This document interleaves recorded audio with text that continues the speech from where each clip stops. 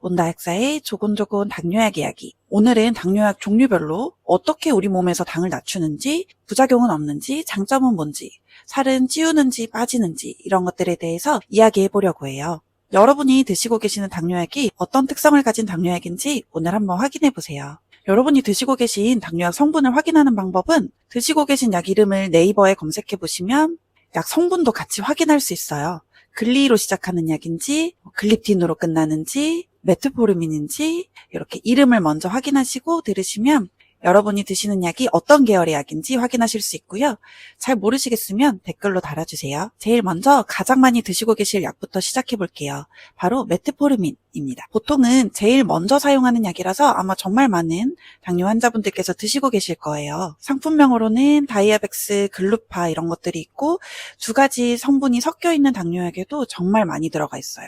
무슨 메트로 끝나는 약들도 대부분 메트포르민이 들어가 있고요. 보통 식사 중이나 식후에 드시길 권해드리는 약이고 메트포르민은 장점을 여러 가지 가지고 있는데 우선 첫 번째 장점은 저혈당 부작용이 크게 없다는 거예요. 또 두 번째로 이 다음에 소개할 설포닐 유레아 계열의 약과 함께 병용했을 때 당을 내려주는 효과가 또 더 좋은 약이기도 하고요. 또 이 메트포르민은 말초 조직의 인슐린 저항성을 감소시키는 데도 도움을 줘요. 인슐린 저항성은 뭐냐면 인슐린의 가장 중요한 역할 중 하나는 세포 속으로 당을 쏙쏙 넣어주는 거예요. 당분을 세포가 에너지원으로 잘 쓸 수 있게요. 그런데 포도당을 받아야 할 그 세포에 인슐린 수용체가 조금 기능이 떨어져서 인슐린이 똑똑 노크를 하는데도 잘 알아채지 못하고 그래서 포도당이 세포 속으로 제때제때 들어가지 못하는 거예요. 그러면 혈액 속에 다 떠다니는 당이 더 많아지게 되겠죠. 대부분의 이형 당뇨 환자분들은 이런 인슐린 저항성 때문에 당뇨가 찾아오게 됩니다. 그런데 메트포르민은 우리 몸의 이 말초 조직에서 인슐린 감소성을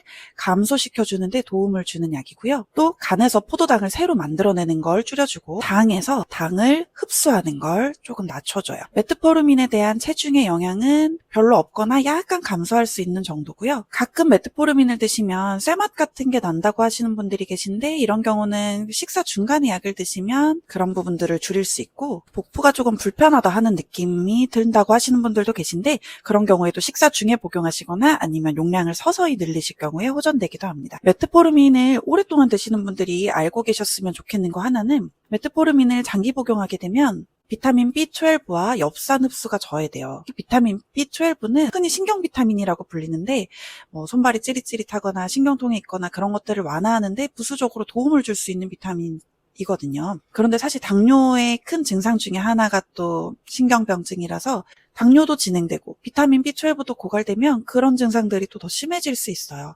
그래서 메트포르민을 장기 복용하실 경우에는 비타민 영양제 고르실 때 비타민 B12와 엽산이 충분히 함유된 것으로 고르시면 더 좋겠습니다. 또 메트포르민 복용 중에 술을 드신다든지 시메티딘, 라니티딘 같은 위장약을 드실 때 메트포르민과 상호작용을 하게 돼요.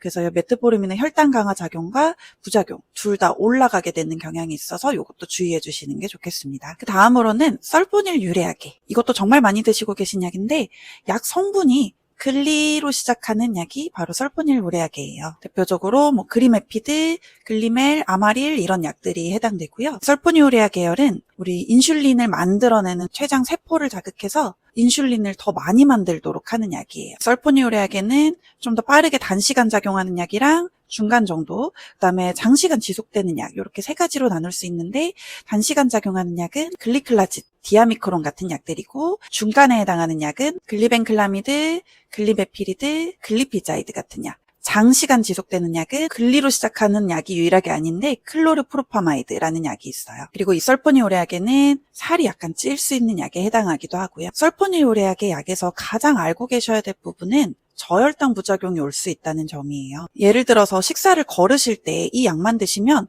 몸속에 당은 들어오지 않았는데 인슐린만 평소보다 더 많이 분비되게 돼서 저혈당 부작용이 찾아올 수 있어요.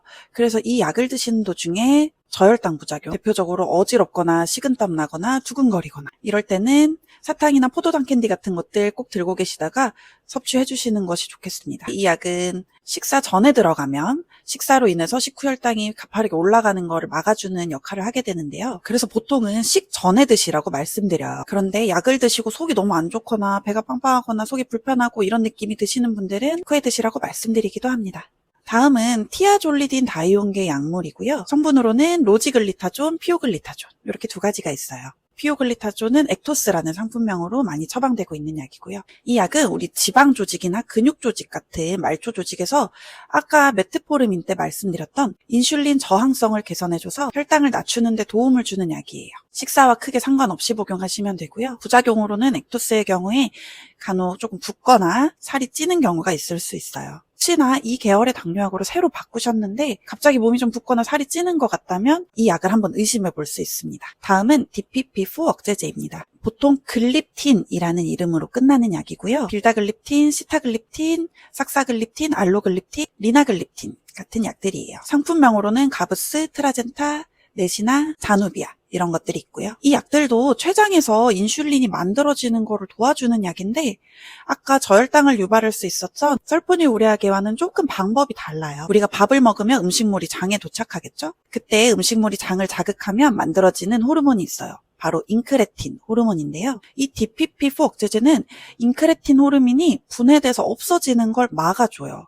그러면 인크레틴 호르몬이 더 오래 남아있게 되겠죠? 이 인크레틴 호르몬은 남아서 췌장에서 인슐린이 생성되는 거를 촉진해줘요. 그래서 DPP4 억제제는 간접적으로 인슐린 분비를 증가시켜주는 약입니다. 체중에는 크게 영향이 없다고 하고요. 다음은 가장 최근에 나온 약물군일 것 같은데 바로 SGLT2 억제제입니다. 이 약은 신장에서 당의 배설을 늘려주는 약으로 대표적인 성분으로는 다파글리플로진, 엠파글리플로진 이렇게 있어요. 포시가 자디앙으로 처음 판매되었던 약이고요. 우선 이 약은 포도당을 신장으로 배출시키는 걸 돕는데 포도당이 신장을 통해서 나가는 과정에서 이제 수분도 같이 더 많이 나가게 돼요. 그래서 이 약을 드실 때에는 첫 번째로 수분 보충 잘 해주시는 게 좋고요. 요도로 당분이 평소보다 많이 나가다 보니까 요도나 생식기 쪽에 균 감염이 평소보다 잘 될 수 있어요. 그래서 그 부분 청결 유지도 잘 해주시는 게 좋습니다. 이 약의 장점으로는 심장으로 가는 부하를 줄여줘서 심장이나 신장에 좋은 영향이 있다고 하는 부분이고요. 그리고 저혈당 위험이 거의 없고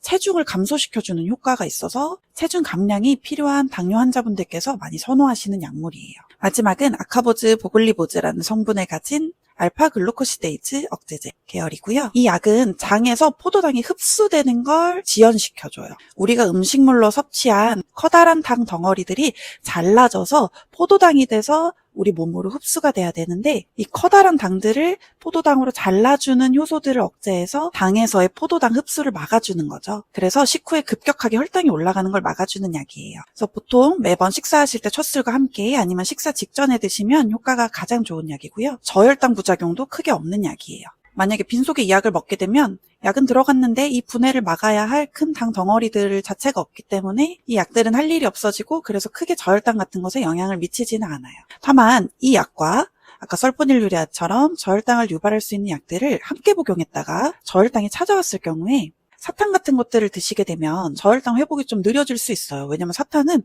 포도당이 아니고 포도당보다 좀 더 덩어리가 큰 당인데 이거를 잘라서 포도당으로 만들어서 빨리 저혈당 상태에서 당을 올려줘야 되는데 이 알파글루코시데이즈 억제제가 큰 당이 포도당으로 잘라지는 걸 막아버리거든요. 그래서 이럴 때는 포도당 캔디 자체를 섭취하시는 게 훨씬 도움이 됩니다. 그리고 또 이 약은 효소 성분이 들어간 소화제 같은 것에 의해서 약효가 조금 떨어질 수 있다는 단점도 있어요. 이렇게 여러 가지 당뇨약 계열의 특징, 부작용, 주의할 점, 장점 등에 대해서 같이 알아봤는데요. 크게 재미있는 얘기는 아니었지만 그래도 당뇨약을 드시고 계신 분들께 조금이나마 도움이 되고 궁금증을 해소하실 수 있는 시간이 되었으면 좋겠습니다. 혹시나 더 궁금하신 점 있으면 언제들 댓글로 남겨주세요. 온다약사 구독해주시고 계속 또 만나요. 감사합니다.